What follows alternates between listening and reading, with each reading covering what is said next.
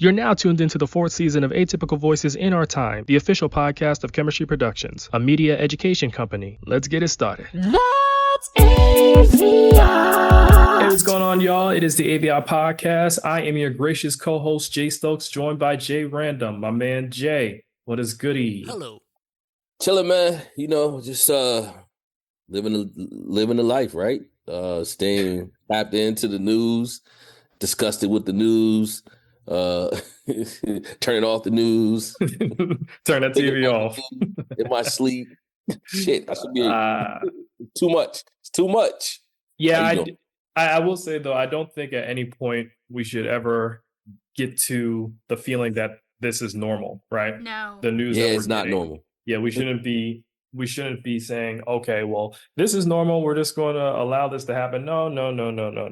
Because once you normalize it, that's when you lost, right? Yeah. So I think that we have to constantly speak about why these changes with this current presidential administration is wrong, why it's unethical. Let's forget about morals. It is actually unethical. Legit. So Right. I think that's important to consider. With that being said, I actually want to speak about a topic that relates to this, which is the federal workers being let go from their jobs. They've been a lot of federal workers have been terminated immediately. And we have situations where you have federal workers on their probationary period. That doesn't mean that they're bad workers, y'all. That means that they were probably moved into a new office or a new center and they're just getting acquainted and they just have to have a working period where they're figuring things out. So a probationary period doesn't mean that these people aren't working well. And so I'm glad you clarified that. Yes, that doesn't mean they're not working well. Because the media doesn't clarify that enough. That's the point. And that's why that's why we are here to be a media education platform. Media can oftentimes spin certain narratives or certain stories that make it appear a certain way to the general public so that we, the general public, believe something that may not necessarily be true. So Correct. Just so you know, everyone out there, when it says that the government workers that were on probation, that they were let go, this doesn't mean that they were bad workers. It means that either they were newly hired into the government or that they switched into a new position and they were trying out that position. Now, there were government workers that didn't perform well that were let go. There are also government workers that were performing well that were let go. So It was just a mix. And so Basically with this, I'm just appealing to humanity here.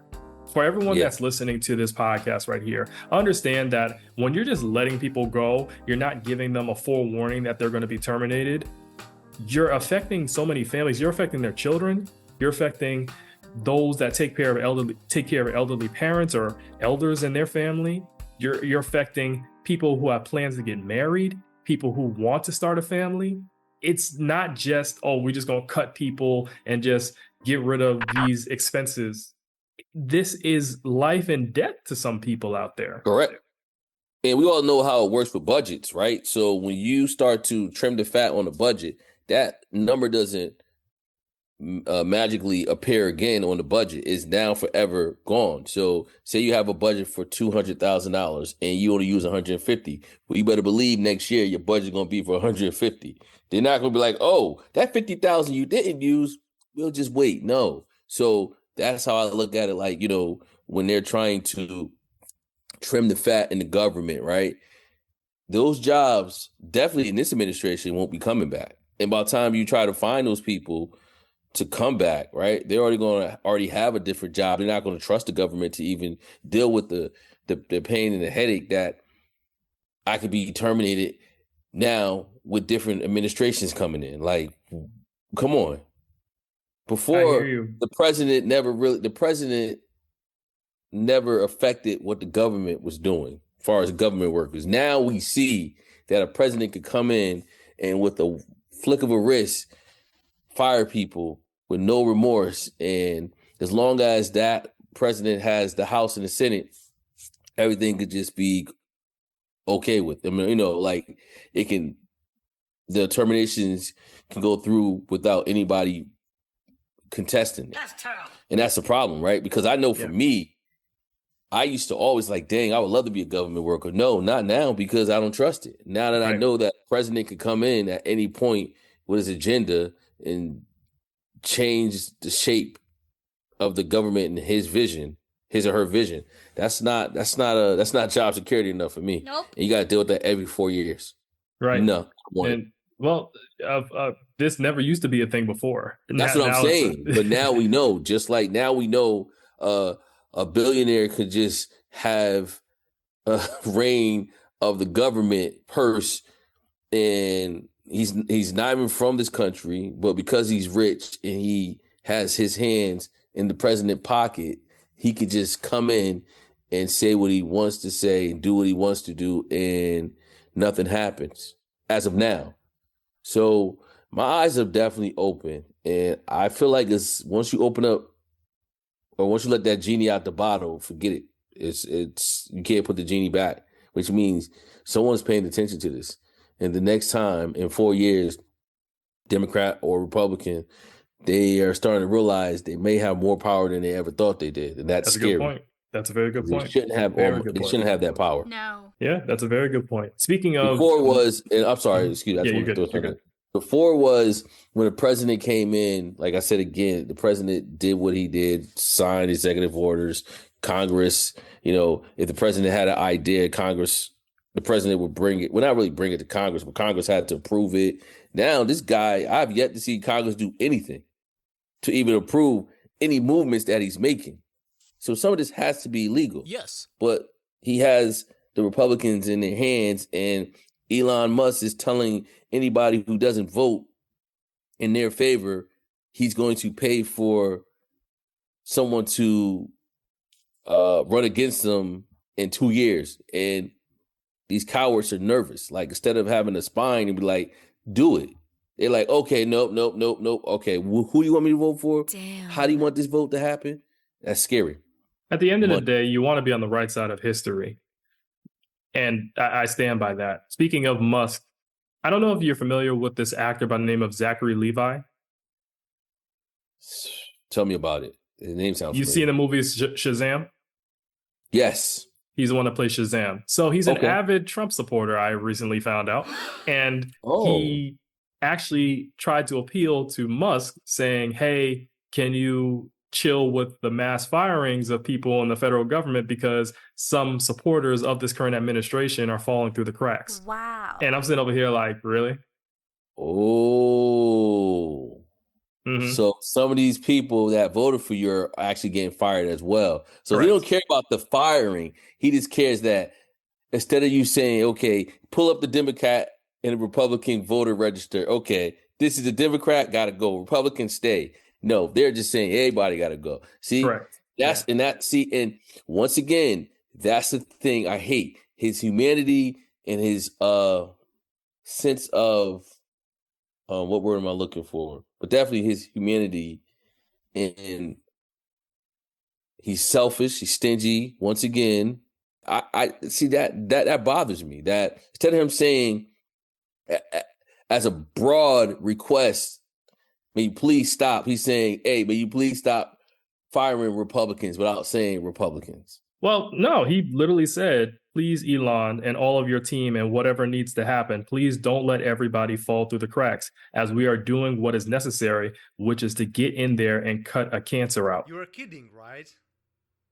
What do you think this is Hydra from Marvel? What? Cut the cancer out. You're the cancer. That's correct. Yeah, he said there's good people that voted for this current administration who are losing their job. We got to make sure that we don't leave those folks behind. You know what? Shazam sucked anyway. So yeah, I said, I guess I'm not going to be watching that movie anymore. Yeah, the hell with him. See, that's the sad part. See, people that used to say things behind closed doors and in a quiet place now are saying it out loud. If you're listening to the AVIOT podcast on a streaming service, make sure to leave a rating and a review so we can grow our platform. Well, that's a good thing. At least we know. But the problem is people have a short memory because the first time you had this person as president, right? A lot of stuff had happened in those previous years leading up to COVID, and people forgot.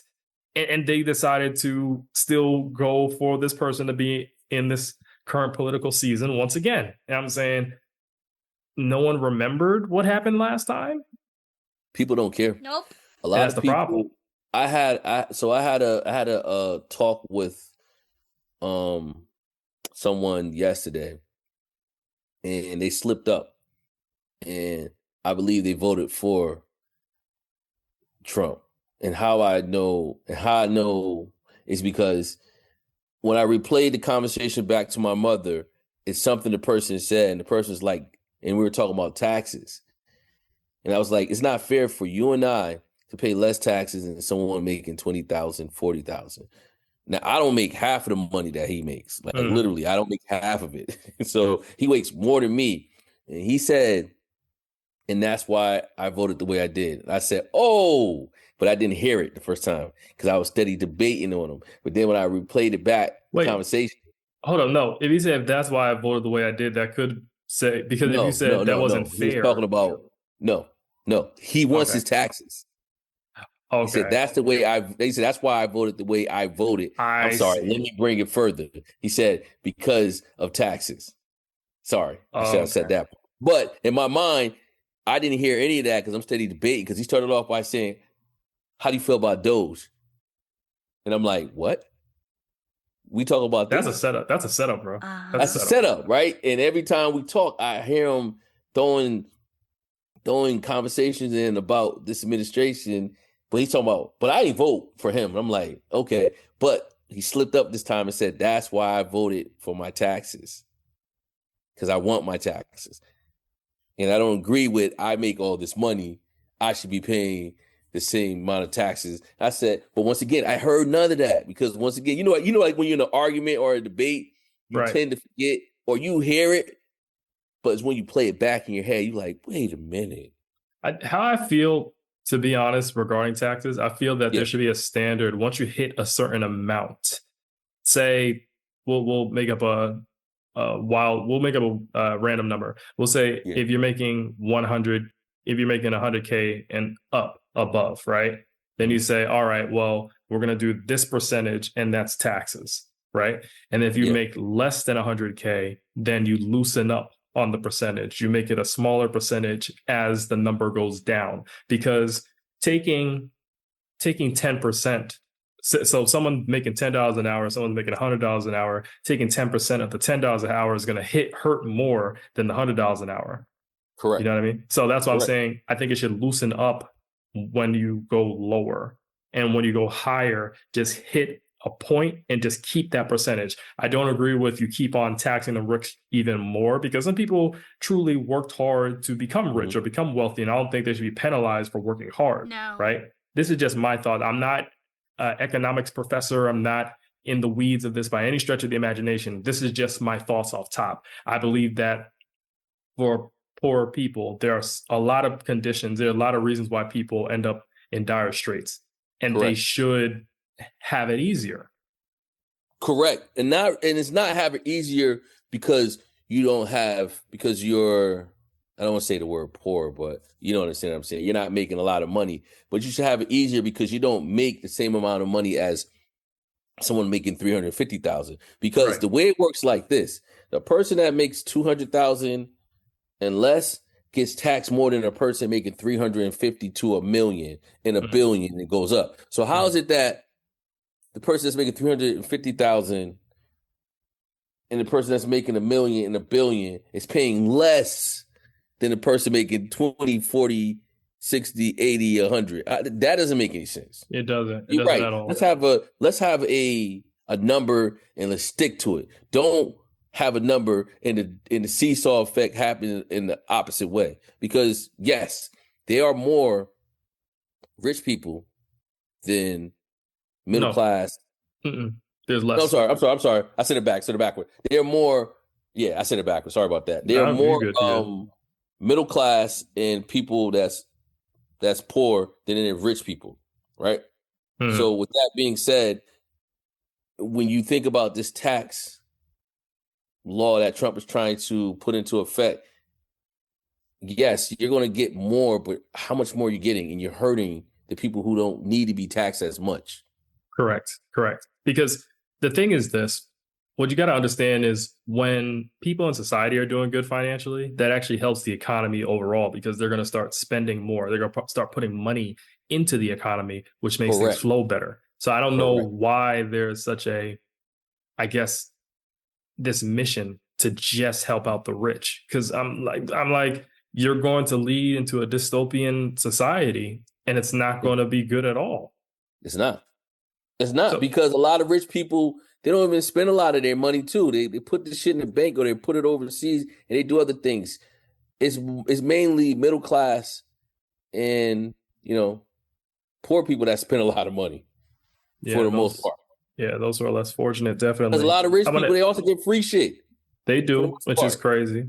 I want to add to that too. So speaking of all this, now you've heard about the educational department that has been directed, the education department being directed to tell institutions from preschools to colleges to stop using racial preferences in admissions, financial aid, hiring, and other areas. Well, damn. So there was a letter that was sent last week regarding this. And this directive is supposed to be aligning itself with the current administration's fight against wokeness, in quotation marks. So first off, I just got to say, the way white people have co-opted the term woke is so mind-boggling. And this is why I say Black people, we got to gatekeep. We cannot be telling people, don't even tell your friends our secrets. Because what happens is they tell a friend who tells a friend, it ends up to a powerful friend, and now woke is the new N-word. Yeah. Like, really. half of y'all don't know. No, not even half. 90% of y'all don't even know what the term woke means. And it's sad because And I ain't gonna explain it same either. people that if it was a matrix, they would take the red pill because they want everybody to be, they want everybody to have their eyes closed. Woke does not mean what they think it means, right? And that's the sad part because when you think about what they're saying, is they're telling institutions and they're telling schools that if you say and do what we don't want you to do, we won't fund you. So now you are in a pickle, right? You need the funding to teach these kids, pay these teachers, but now you're going to get rid of anything that talks about slavery. That ain't right. Yeah, the thing is, dude. Anything? Wait, so they're going to get rid of the Holocaust too? That's a good question. That's a good Probably question. not. Probably That's a good not. question. Probably not. Are they going to get rid of the size of the Indians? You got Tesla man over here throwing Hitler salutes over at the inauguration, so might as well. And the funny thing is, like I said, people be talking about he's pointed to his heart and said, "My heart goes out." Nah, bro. Yeah, whatever. I know a few people that said my heart go out, and after that, and those two people got fired. Okay, so my heart goes out to you does not apply to people that's not rich, and that's my only thing is, don't play in our face. We already know that this society is not fair. We already know that money rules everything. Unfortunately, don't play in our face and act like he didn't do anything wrong. He's rich, and then you got average folks trying to duplicate it, and they're getting fired. It's about money. it is. And the thing is this, when we're going back to the schools thing, when we're getting rid of diversity, equity, and inclusion initiatives, what happens is that can trickle down to studies, research. So when we're looking at maybe certain medications that might impact Hispanic people in a negative manner, now because we can't speak about diversity, now that we can't focus on those, now that takes away from those studies, which can save lives or can prevent certain things from impacting people in a negative way. Correct. These things, this is life.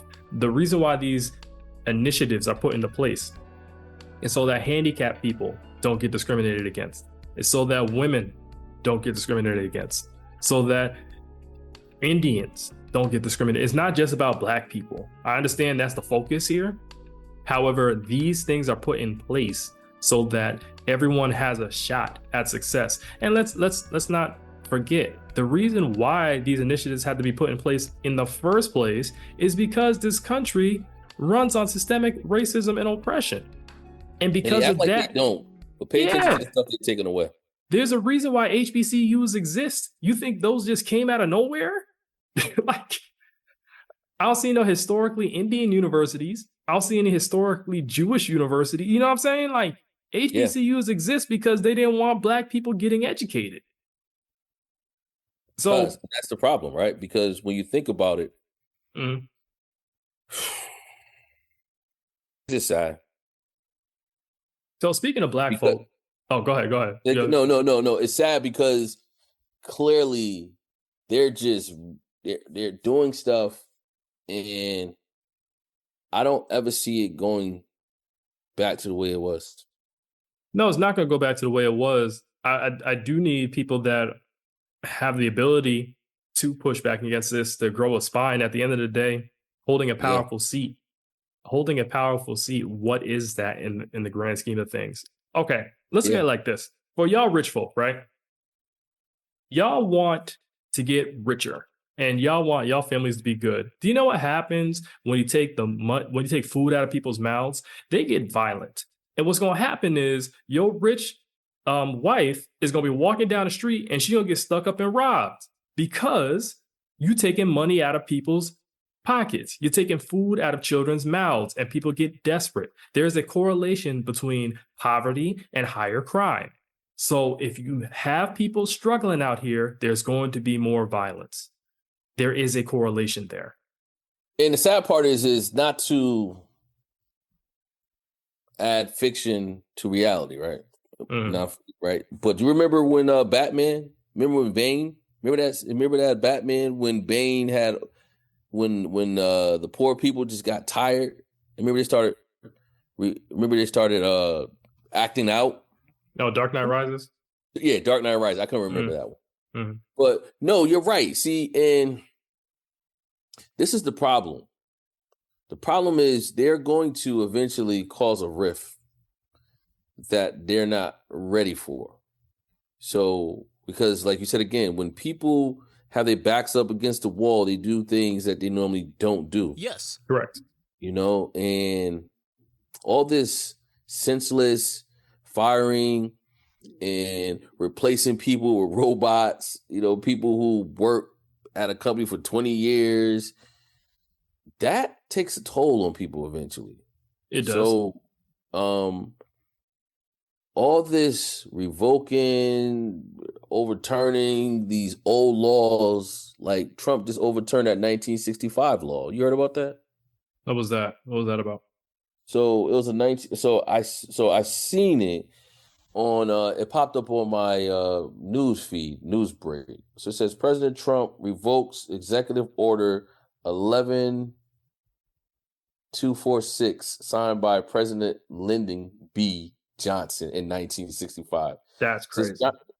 So he's even messing with now. He's going way back. So he's trying to pretty much say everything Dr. Kingdom did, F your feelings.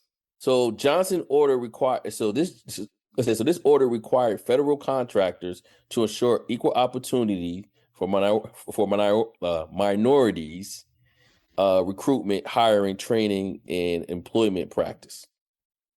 He's revoked that. Do you That's know why 1965. Do you know why that's a thing? Because people who are not white can apply for a job with the same credentials or even better, and the employer could be like, you know what? I don't like them because they're not white. It. Yeah, 1965. Where he gonna go back to? 1912 next? I mean, essentially, they so started this is that. the problem. The Supreme Court taking away women's thing. reproductive rights. They already started that already. Yeah. So I know we want to get into our soapbox about this administration, and so we'll. Yeah, I'm trying to lead into hopeful speak. Yeah, definitely. After you say your piece, go ahead. All that I can say is we see what's going on, guys.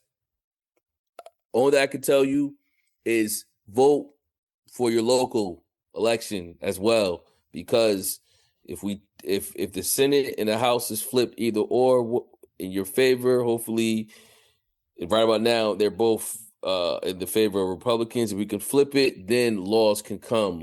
Things can change. We can make this president a lame duck president. That still doesn't get the job done, but at least we know we can stall. We can't even stall now. Only we do is have a press conference and stand in front of buildings in the cold and yell, and everybody gets sick the next day. Like, we got to do better. It's just more than just that. So, speaking of doing better, yes, just going back to the black folk, I remember we were talking about DEI and how Black people became the face of that. Yes. We have members of the Metropolitan African Methodist Episcopal Church, which is a historically Black church in Washington, D.C. So they're boycotting Target and other companies that have rolled back their diversity, equity, and inclusion initiatives for 40 days. So I believe the boycott starts on March 3rd, and it's going to be for 40 days. And pretty much Black folk there, and they're trying to get it more nationwide spread, are not going to be supporting these stores, these businesses. That's the only way you can push back. You have to, these people love money so much, so you got to take it away from them. Yes, sir. And I encourage all Black folk out there, those who have a trade, those who have a business, get your stuff together and start pouring into your communities. We have to go back to, I remember your father used to tell me all the time, unfortunately, the better time for Black folk was during segregation when it came to us having our own businesses, us having a place to lay our head. Like, yeah, you had the discrimination from cops and law enforcement. That still happens today. But at least we had institutions, businesses that we could go to. Nowadays, when we boycott something, we don't have any place to go to. Maybe if you're in the South, maybe, or maybe the Midwest, because Black people have built businesses over there. But we have to build these things up again and understand that moving over into these major corporations, normally owned by, or CEOs tend to be white individuals, they're not benefiting us, because then if stuff like this happens, then we suffer. We don't have anything to go back to. So it's important to pour into our communities to build on our own. Seriously. That's correct. So all I was going to say to that was, I feel like that particular message should have been a gatekeeping message. Somehow we got to go back to not spreading the word via Twitter, and so everyone could see. Are you talking about the boycott? Yeah, the boycott, because it would have been more impactful if they looked at their bottom line and don't understand why it's happening. Now they know, okay, so we got 40 days of hardship. That's cool. 41, they're gonna be right back. You know what I'm saying? Oh, so you're saying don't give a time period. Don't give a time period. But just say, all right, we're boycotting, and then leave them guessing. And then an update via some other app or something, because I feel like now they know, okay, we got 40 days of the BS, but they're going to come back. It's better when they don't know, because then they know how long are they going to be not supporting us and putting money back in our pockets. How long is it going to be? Oh, my God, this day two. Okay, think about it like this. Remember the strike that happened at the port? Mm-hmm. We didn't know how long it was going to last. It only lasted a day. Because in one day, it was impactful, but we didn't know how long it was going to last. Why? Because that guy said, we are willing to take this until the end. So because he said that, they said, okay, day one, we already lost $1 billion. Okay, if we do the math, we got 30 days. No, we cannot lose all this money. So they ended it. But if they knew, we're going to protest until Tuesday, they'd be like, all right, I see him on Wednesday. Just saying. I hear you with that. I hear you, because now that I think about it, was the Montgomery bus boycott, did they say we're going to do this for a certain amount of days? I think they did it for over a year, right? That's what I'm saying. I don't think they gave it a time period. They never didn't give it a time. The time was when you now roll back and say, you know what, let's talk to these leaders, because we need you guys to understand that we're sorry. No one's sorry at 40 days. 41, they know you coming back. And now for a quick commercial break. Hey guys, as you can hear, we are unapologetic in our opinions. We may be politically incorrect or possibly wrong, but don't knock us for being ourselves and saying what many are too afraid to admit out loud. Anyways, if you have any thoughts or questions about our show, email us at chemistryproductions@gmail.com. That's K3MISTRY productions@gmail.com. We'll be sure to address whatever you have to say. I see. We got to do better on how we do a mass protest, I feel, or boycott. That's a good point. Don't give them a time. And then once again, that's what you said. You got to be careful on who you talk to. Ain't no pillow talking going on either. You do. Just doing this until we do this. And understand, to our listeners, in this time that we're in right now, we're not trying to say we're trying to go back. They're trying to bring us back. So we're not trying to say, because we're not here. And we're not going back, all right? Well, segregation ain't gonna happen anyway, because people love sleeping with other races No, other not cultures even anyway. that. So It's just not gonna happen because we're not here for it. Like because if you allow one thing and go back, then you're gonna have a genius, quote unquote, come up and say, "Hey, we should probably bring back slavery. We could do everything else." So no, just let it be known. We ain't trying to say we're going back. What we're trying to say is that we have to show this administration and anyone else, corporations, that we are important just as well as everyone else. We got to go back to Black Lives Matter, but not on that string. Well, I'm gonna Or make Black some Dollars follow-up. Matter. There you go. Black Dollars Matter. I'll make some follow-up videos on this, which is a good segue into our updates. So for updates, I have a video on Carter G. Woodson that I'm going to be releasing soon. It was a follow-up to the first video I put out on the first day of Black History Month. Like I said, I think how we're going to approach it this time, because in the past, what I used to do is I used to try and post a video every day related to Black history. But Yeah. I think what I'm going to do for Black History Month going forward is just going to be more, I guess, Black history centric in terms of educating about historical figures. Because my thing is, even reading about Carter G. Woodson, he is a big proponent on promoting Black history throughout the entire year. And that's what essentially we should be doing. But I think what we'll do is we'll focus more on figures for Black History Month, like figures and different things that came about due to racism and oppression, slavery, what have you. So I'll put it into writing and I'll put it someplace so that people can understand in more detail. So I'm still working it out, but happy Black History Month still. We're still in Black History Month right now, y'all. Yes, sir. We still got time. And I hope that you've been enjoying it thus far. And now let's get into our topic of the day. We don't have much longer, how about 8 minutes to talk about this, but I wanted to speak on, I guess, I was trying to tie it into Black history. It involves a Black individual, but yeah, no. All right, fine. Kendrick Lamar. You seen what's been happening to the old boy? My man's been getting like #1 on every chart everywhere. I guess that's a bit of Black history, we could say, right? Let me see. My cousin-in-law. So #1 song on Billboard, #1 album on Billboard, #1 song on US Spotify, #1 album on US Spotify, #1 artist on global Spotify, #1 song on US Apple Music, #1 song on global Apple Music. The list goes on and on. He is, I think he's the first rapper to get 100 million streams on Spotify. Wow. Yeah.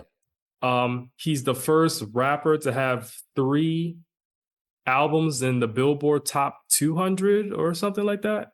Wow. Okay. I didn't know that. Yeah. I think it has to do, I'm going to look it up one more time. I'm just saying the flip with Kendrick. What do you think is causing this huge interest in him and all of that? Because we've been saying for years, old boy is nice, and that he's saying a message, and we've been following his story. I'm just saying, you really think the Super Bowl just did that? Like, I don't understand the change all of a sudden. Are we seeing a changing of the guard? Yeah, I think we're seeing a changing of the guard because of, I really believe it's all simultaneously, right? Everybody's frustrated with this. I mean, tomorrow's gonna be 20 days. So that's pretty bad. It's only been 20 days of this administration, right? And then you look at the battle between him and Aubrey, right? And then you see how the change between who likes who has changed, meaning Drake is making it easier for Kendrick because that album he came out with was horrible. Oh, really? Like really horrible, versus Kendrick just can't miss. Kendrick is like, he's a boogeyman. He pops out, say what he needs to say, disappears, and go radio silent. So I think the mystique of Kendrick is actually grabbing people. And I think a lot of people probably just tired of the #1 artist before Kendrick, which was Drake. They're tired of Drake. Everybody's starting to realize Drake is 38, about to be 39. He hasn't grown up. His music subject is still the same. He's immature. You saw that, they already debunked that drone incident. Did you see that? Oh, the drone in quotation marks that was Yeah. going over his place in Australia. Somebody paused it, and there's somebody in the corner controlling the drone. Oh, word. So so they're trying to say that was all a ploy for Drake to show his gambling site. So it's just like the guy is just corny, right? So when he's corny and you think about what Kendrick is doing, Kendrick has been dropping knowledge for a long time. He's humble. He stayed to himself. He's been not consistent for the BS. Yeah, he's been His music is consistent. good. It's easy to gravitate to him, especially when you realize the person that you used to like is a cornball. Yeah, and let me clarify. Kendrick Lamar has set chart history as the first rapper with 3 albums in the Billboard 200 top 10 all at the same time. Wow. Because people going back to that album. So that's why I laugh when I see these people talking, oh my God, Super Bowl was bad. Yeah, right. It wasn't. It was bad for you because you never was going, because you never liked hip hop anyway. You probably like Ice Baby. You probably like MC Hammer, Too Legit to Quit. Probably like Eminem, My Name, High Slim Shit. You know what I'm saying? So, you're not really a real hip hop head. Speaking of Eminem, someone was even saying too, the same energy we have for Aubrey, it needs to be directed towards M because M hasn't grown as an artist in a long time. The only difference between M and Aubrey is M pays homage. That's true. That's true. That's it. That's true. M That's a good pays point. homage. He That's a pays good point. homage. And that joint, I'll never forget that song he did with Jordan Lucas. You remember that song? And he was talking about giving respects to all the rappers that came before, like these new rappers don't give respect to the. I was like, okay. I think he mentioned like MC Shan, and he was mentioning. That's what I'm saying. So he pays homage. Drake will pay homage. I give him that. Drake stopped. I think Drake, number one artist probably would be Lil Wayne. I don't think Drake goes past 2015 when you ask him who you look up to. He probably don't know. He probably don't know Big Daddy King. He probably don't know MC Shan. He probably don't know Karis One. And listen, Aubrey will continue to exist. I'm telling you, I wouldn't be surprised if some years down the road we're gonna find out Aubrey's gonna be in the same boat as R. Kelly.